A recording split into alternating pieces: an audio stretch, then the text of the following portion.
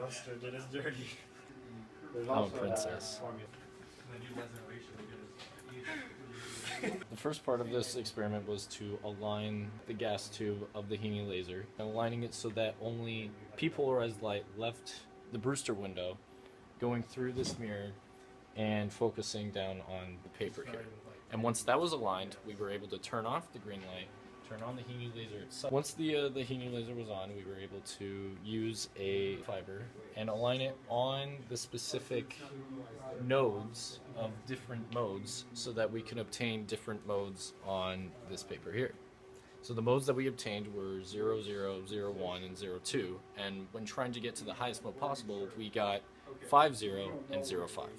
So for this part, which is the electrical spectrum analyzer, what we did is we took this laser and we used this beam slitter so we could see it through both the spectrum analyzer, which is this, and the Fabry-Perot's. As we measured the beat frequency on the spectrum analyzer, and then to try and verify that, we used the different Fabry-Perot's, and we used the longitudinal modes to verify the beat frequency and to also calculate the cavity length of the Fabry-Perot's.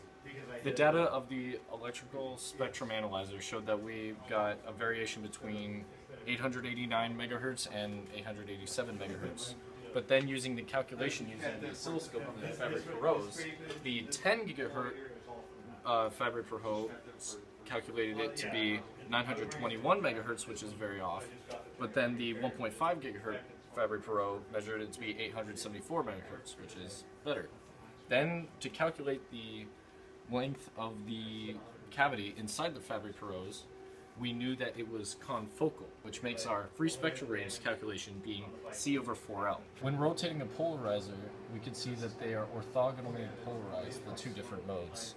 We don't know by how much because we don't know what angles this polarizer is. So for beam profiler, what we did is we took this laser, we shot it at this detector, and we moved it in increments of 5 inches, and then we measured the major and minor axes of the beam diameter. After getting the values of the major and minor axes spread of the beam profiler, we graphed it into the two figures comparing distance from start point to the beam spread.